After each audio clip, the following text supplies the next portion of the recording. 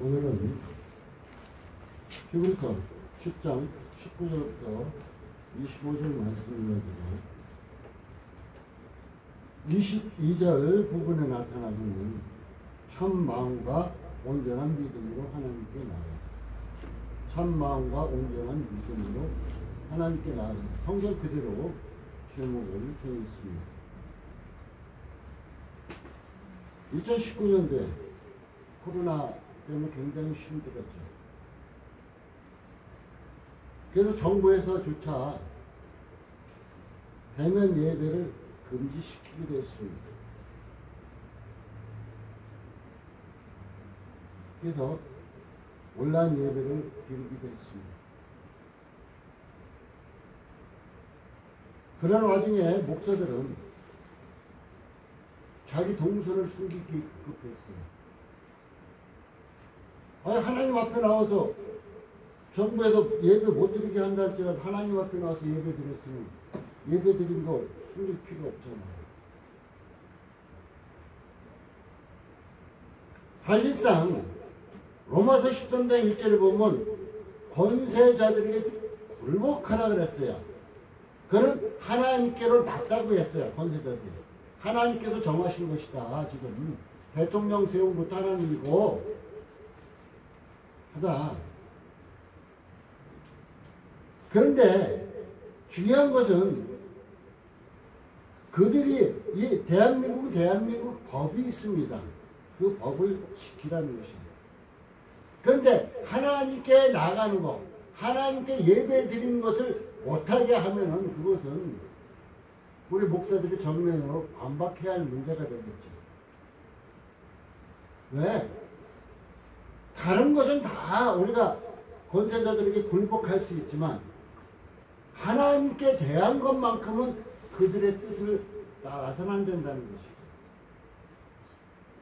사회주의자들은 하나님께 예배드리는 걸 싫어합니다.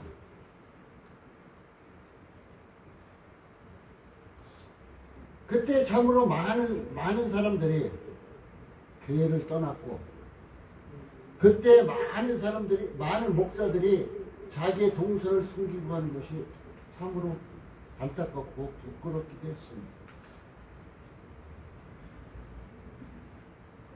저희는 개척교회라서 누가 저기 하는 것도 없어서 코로나가 오든 말든 굳세게 하나님께 예배드렸는데 하나님께서는 하나님께 온전하게 예배드리는 코로나, 그 무섭다는 코로나조차도 우리에게 접근하지 못하게 했습니다. 우리는 이 시간 참 마음과 온전한 믿음을 하나님께 나가자고 그랬는데 중요한 것은 온라인 예배가 됐든 오프라인 교회 와서 직접 드리든 방송을 통해서 보든 과연 내가 하나님이 기뻐하시는 예배를 드리고 있는 한번 내 양심, 자기 양심이 되고 물어볼 필요가 있어요. 어디서 드리냐도 중요하겠지만 내가 어떤 자세로 드리냐가 제일 중요하다는 것입니다. 우리나라의 믿음의 선배였던 주기철 목사님,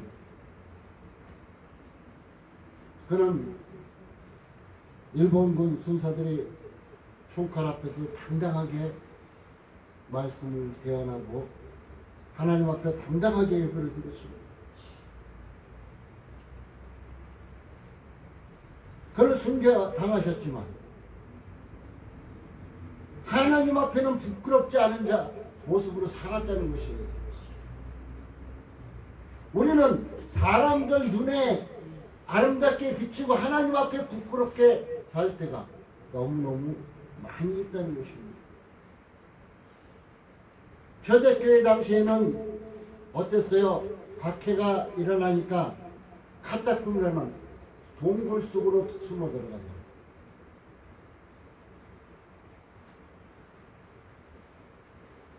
중동지법은 흙이 돌과 비슷하게 해서 그냥 파면 연하게 파져요. 그래서 굴 파기가 쉬웠습니다. 그 굴 속에 들어 숨어서 하나님께 예배드리고 있습니다. 우리가 잘 알고 있는 손영환 목사님 같은 경우는 나병 환자와 함께한 사람입니다. 나병 환자 하면은 그거 나한테 옮기면 어떡하지 하고 많은 사람들이 가까이 접근하는 것을 꺼려하기도 합니다. 그러나 손영환 목사님은 함께 하셨다는 거예요. 또한 더 엄청 제가 자신이 털커덕하고 가슴을 움켜쥐었던 것이 사건이에요. 자신의 아들을 죽인 공산당, 그걸 용서했어요. 자기 아들을, 공산당을 용서했어요. 그리고 양아들로 받아들였어요. 과연 내 자녀를 해코자 요즘 시대에 내 자녀를 조금만 해코자 하면 학교 찾아가서 난리치고 하는 시대입니다. 그런데 과연 내 자녀를 누군가 죽였다 하면 그 사람을 내가 붙잡았다 지금 어떻게 할까요? 죽일까요? 용서할까요?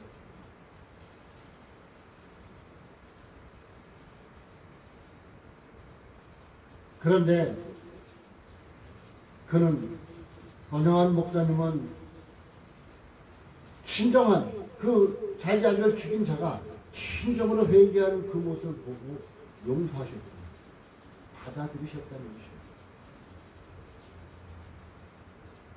여기서 무조건 포용적인 용서만을 얘기하는 것이 아니라 잘못한 자가 용서를 빌고 온전하게 왔을 때 그것을 온전하게 받아들였다는 것입니다. 이것이 우리 예수 믿는 사람들에게 굉장히 중요하기도 합니다. 많은 사람들이 야 봐봐라 우리 손 목사님 같은 자기 아들 죽인 자들 용서했더니 너 당신 내가 조금 했거든 했는데 이것도 용서 못해? 아유 그까지 갖고 몇 년 몇십 년 갖고 떠들 거야 왜 용서 못해? 하고 우리에게 말하는 사람들이 많이 있어요. 용서받는 것도 내가 이렇고 이래서 내가 잘못했습니다 하고 나올 때 용서받는 것이고 내가 잘못된 게 뭔데? 우리 하나님 앞에 용서 받은 자가 하나님 내가 이렇고 잘못했습니다 하고 용서 드릴 때 용서를 받는 거예요. 하나님 내가 뭐 잘못했는데 나 잘 살고 있잖아. 이웃도 돌아보고 좋은 일 많이 하는데 뭔 상관 있어? 이런 사람은 용서를 받겠습니까?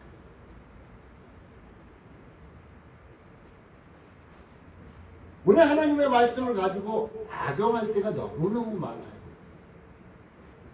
그러나 진정한 믿음의 선배들은 하나님의 말씀의 뜻대로 온전히 실행하셨음을 볼 수 있습니다.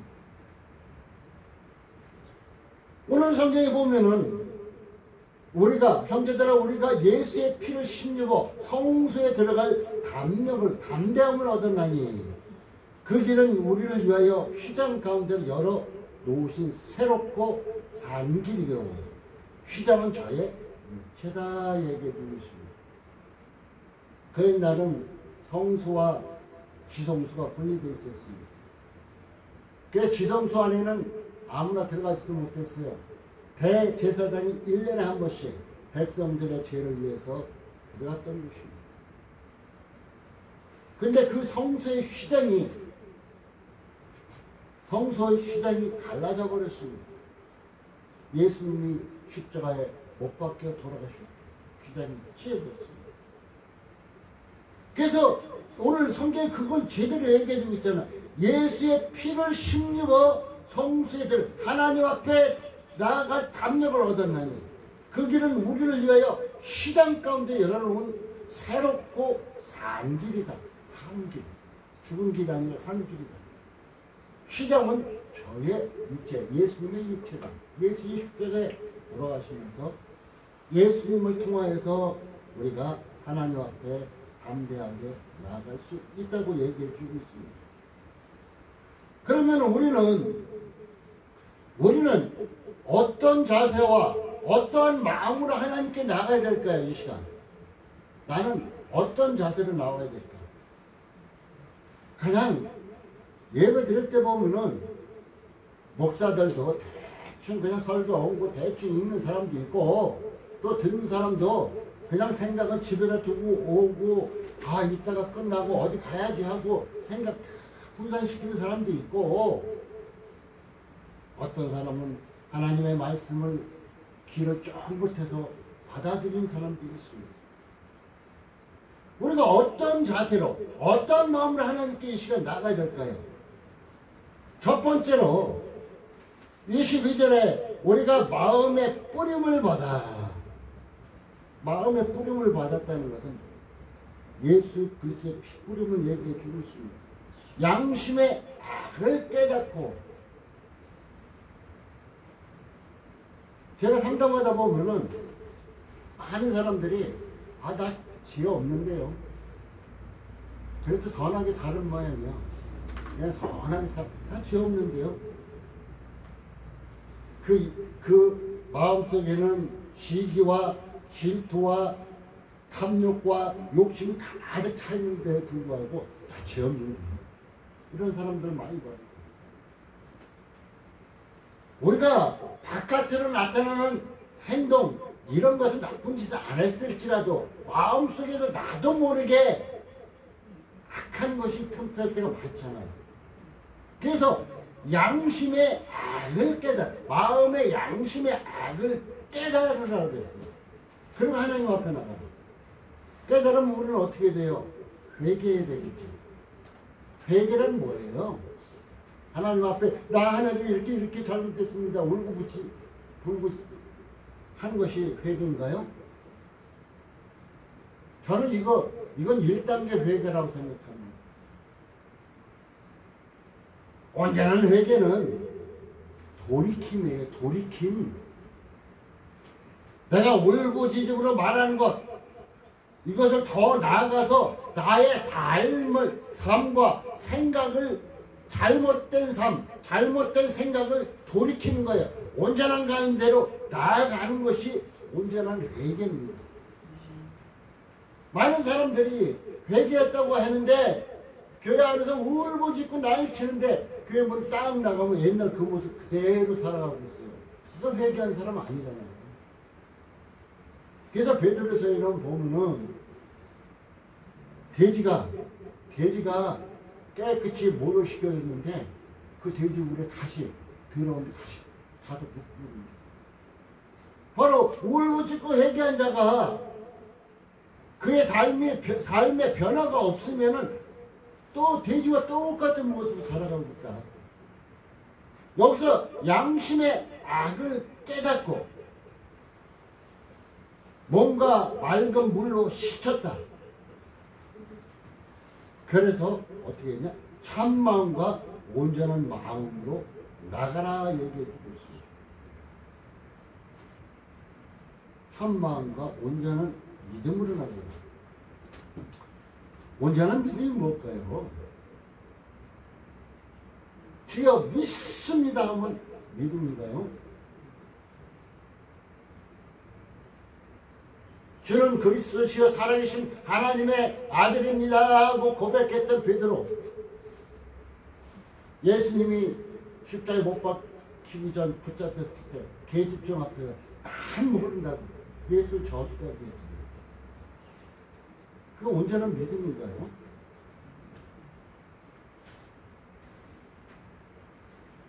온전한 믿음은 이거라고 저는 생각합니다. 로마서 10장 17절에 말씀과 함께하는 믿음. 말씀과 함께하는 믿음. 말씀 없는 믿음은 헛것이다. 이렇게 말해요. 믿음은 들음에서 나며 들음은 그리스도의 말씀으로 말미암았느니라 하고 로마서 10장 17절에 말하고 있습니다. 그래서 말씀과 함께하는 믿음이 온전한 믿음이다. 그러니까 하나님 말씀이 없는 믿음이라는 것은 그냥 허공을 때리는 외식일 뿐이다. 그래서 온전한 믿음으로 나오라는데 하나님의 말씀과 함께하는 믿음으로 하나님 앞에 나오라는 것입니다. 하나님의 약속의 말씀을 붙잡는 것을 얘기해 줄 수도 있습니다. 저는 기도할 때 많은 기도 시간을 할애하기보다는 하나님의 약속의 말씀을 딱 붙잡아요. 하나님 이렇게 해주신다 그랬는데 지금 내 처지가 이렇습니다. 하나님 약속대로, 하나님 말씀의 약속대로 이루어 주어서 그 하나님의 약속의 말씀을 딱 붙잡고 기도하니까 응답이 빨라요. 자녀와 부모가, 사랑하는 자녀가 아빠와 약속을 합니다. 아빠 나 이렇게 해줘. 그래. 아빠가 알았어, 내가 너 이렇게 해줄게. 근데 아빠가 안 해줘. 그래서 자녀가 아빠 나에게 이렇게 해준다고 언제 약속했잖아. 그 아빠가 할 말이 없어요. 그랬지? 그래. 하나님 말씀에 이렇게 나에게 약속하셨잖아요. 난 약속의 말씀을 지금 붙잡고 있습니다. 이 말씀을 붙잡고 있는데 하나님 약속 안 이루실, 하나님 거짓말장이 아니잖아요. 하나님 약속을 지키시는 신실한 분이잖아요. 하고 나아가는데 하나님께서는 약속하셨기 때문에 이행하시는 것이에요. 그렇기 때문에 어떻게 해요? 온전한 참마음과 양심의 악을 깨닫고 회개하는 자세로 참 온전한 믿음을 가지고 하나님께 나아가고 그 약속의 말씀을 다 붙잡고 나아가다 보면은 어떻게 할까요? 하나님 기뻐하시겠죠. 그래, 누구는 내 말씀을 붙잡고 그 신뢰하면서 나오는구나. 그래, 참 이쁘다. 미가서 6장 6절에서 8절까지도 그런 말씀에 대해서 잘 말해주시고 있습니다. 꼭 약속의 말씀을 붙잡으세요. 마지막 때, 이제 지금 마지막 때가 다가왔다고 많은 사람들이 외치고 있는데 마지막 때에 주여 믿습니다 중요하겠지만은 제일 중요한 것이 말씀입니다. 마지막 때 전신갑주를 입으라고 그랬어요. 전신갑주를 입으라고 했는데 모든 것이 다 방어용인데 공격용이 딱 한 가지가 있습니다. 성령의 검이죠. 성령의 검은 곧 말씀입니다. 말씀. 우리가 사탄 마귀를 이길 수 있는 것도 말씀입니다. 우리의 믿음으로 방어는 할 수 있어요. 그러나 방어를 언제까지 방어만 하고 있어야 됩니까? 물리쳐야 될 거 아니에요. 그러면은 그 말씀이 있어야 되겠죠. 마지막 때 말씀이 있어야 예수님이 오신 것을 바라볼 수가 있습니다. 그렇기 때문에 말씀을 꼭 붙잡으라는 것입니다. 그 다음에 세 번째로 믿는 도리를 23절에 또 약속하신 이는 미쁘시다, 신실하시다. 약속하신 이는 신실하시다. 우리가 믿는 도리의 소망을 움직이지 말고 굳게 잡으라 그래서 믿는 도리를 굳게 잡으라 얘기해 주는 것입니다. 하나님은 약속하신 것을 신실하게 지키신 분이니까 믿는 도리를 굳게 잡으라. 히브리서 11장 6절은 이렇게 말하고 있습니다. 믿음이 없이는 기쁘시게 못합니다. 하나님을 기쁘게 못한다. 믿음이 없이는. 하나님께 나아가는 자는 반드시 그가 계신 것과 또한 그가 자기를 찾는 자들에게 상 주신 이심을 믿어야 할지니라고 이렇게 말하고 있기도 합니다. 믿는 들을 굳게 잡기도 해야 돼요. 우리가 창세기서 4장에 보면은 가인과 아벨에 대해서 나옵니다. 근데 창세기서를 보다 보면은 하나님께서 가인에게 제단을 안 받으셔요. 아벨의 제단을 받으신대. 왜 그랬지? 왜 그랬을까? 많은 궁금증을 자아내기도 했습니다. 그런데 오늘 히브리서 11장 4절에는 그 정답을 말해주고 있어요. 믿음으로 아벨은 가인보다 더 나아. 하나님께 나오는 자가 지금 교회에는 가인과 같은 자도 있고 아벨과 같은 자도 있습니다. 헌금만 다 11조만 잘하면 모든 일 다 했다고 생각하는 가인과 같은 자도 있습니다. 믿음으로 온전히 나오는 아벨과 같은 사람도 있습니다. 믿음으로 아벨은 가인보다 더 나은 제사를 하나님께 드림으로 의로운 자라 하시는 증거를 얻었습니다. 하나님이 그 예물에 대하여 증거하십니다. 저가 죽었으나 그 믿음으로 오히려 말한다 이렇게 말하고 있습니다. 예물로 증거하셨다. 아벨에 바친 그 예물을 하나님께서 받으셨잖아요. 태워버리셨잖아요. 우리는 이런 것을 항상 잘 보아야 할 것입니다. 믿는 너를 굳게 잡은 것은 믿음으로 온전히 나가야 될 것이며 아벨의 제사와 같이 믿음으로 온전케 하나님을 온전히 기쁘게 해야 될 것입니다. 오늘 히브리서 10장 36절은 또한 이렇게 말하고 있습니다. 너희에게 인내가 필요하면 너희가 하나님의 뜻을 행하는 데 약속을 받게 하라. 또한 믿음을 우리가 지키는 것은 인내가 필요하다고도 말하고 있습니다. 양심의 악을 깨닫고 참마음과 온전한 믿음으로 믿는 너를 굳게 잡고 하나님께 나오라고 오늘도 성경은 얘기해 주고 있습니다. 또 한 가지 더 얘기하자면 믿음의 주여 온전케 하신 예수를 바라보라는 것입니다. 히브리서 12장 2절에는 믿음의 주여 또 온전케 하신 이인 예수를 바라보자 저는 그 앞에서 즐거움을 위하여 십자가를 참으사 부끄러움을 개의치 아니하시니 하나님 보좌 편에 앉으셨느니라 이렇게 말하고 믿음의 주 예수를 바라보고 하나님 앞에 나오라는 것입니다. 우리가 대면 예배하면은 성전에서 드리는 예배를 말할 수 있을 것입니다. 온라인 예배는 집에서 그냥 방송 틀어놓고 오는 예배를 말할 수 있을 것입니다. 온라인 예배가 나쁘다는 것은 아닙니다. 거동이 불편한 분은 꼭 필요합니다. 그런데 만약에 집에 나는 예수 믿고 다른 사람은 예수 안 믿어요. 그래서 온라인 예배를 드린다고 집에서 드리고 있습니다. 그러면 남편이 너무 예배 드리고 물 한 잔 줘? 그럼 어때요? 정신이 분산되겠죠? 갖다 주고 자녀가 엄마 나 뭐 해줘? 그거 또 하고 그 하나님 앞에 온전하게 드릴 수가 없다는 것이에요. 그게 문제라는 얘기지.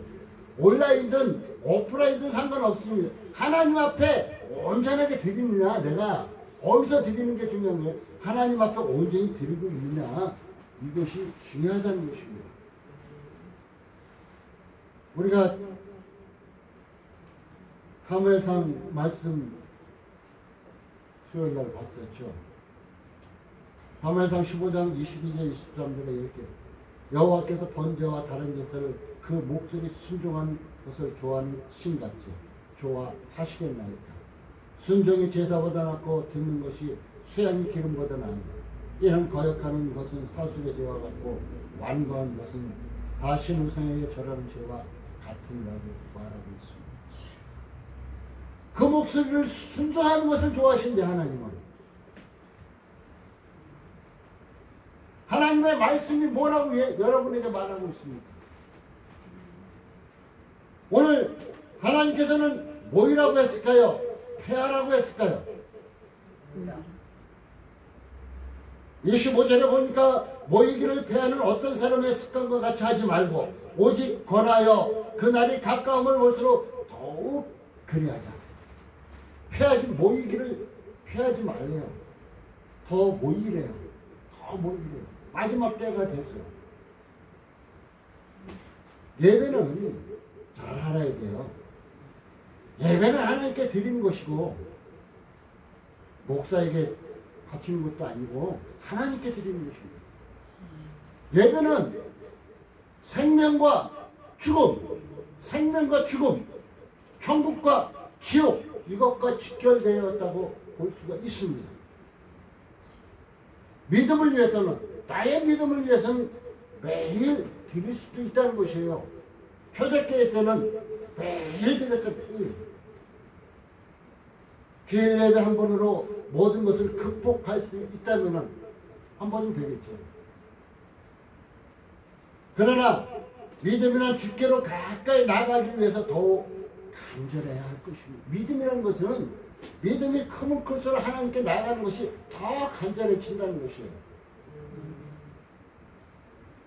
욕망과 무지, 나의 욕망, 무지, 깨닫지 못한 하나님 말씀 깨닫지 못함 때문에 하나님께 나간데 방해는 되고 있지 않은가. 이것이 잘못된 거겠죠. 또한 그러다 보니까 거짓 목사에게도 빠지기도 합니다. 지금 이 땅에는 자기가 하나님이라고 하는 자들이 우리나라에 너무나 많습니다.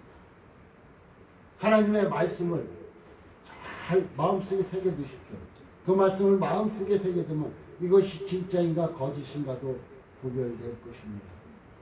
우리 사랑하는 성도 여러분, 오늘 이 시간 어떤 마음 자세로 하나님 앞에 예배드리고 있습니까? 전 마음과 온전한 믿음으로 하나님께 나아가는 이러한 참된 믿음, 그리고 하나님 기뻐하시는 예배, 이러한 예배를 드림으로 말미암아 삶이 풍요로워지고 삶이 새 삶이 되고 가는 길이 천국길 되고 여러분이 하는 모든 문제가 예수 안에서 잘 풀려나갈 수 있는 이런 축복 가운데 살기를 예수님의 이름으로 축복합니다. 기도합니다.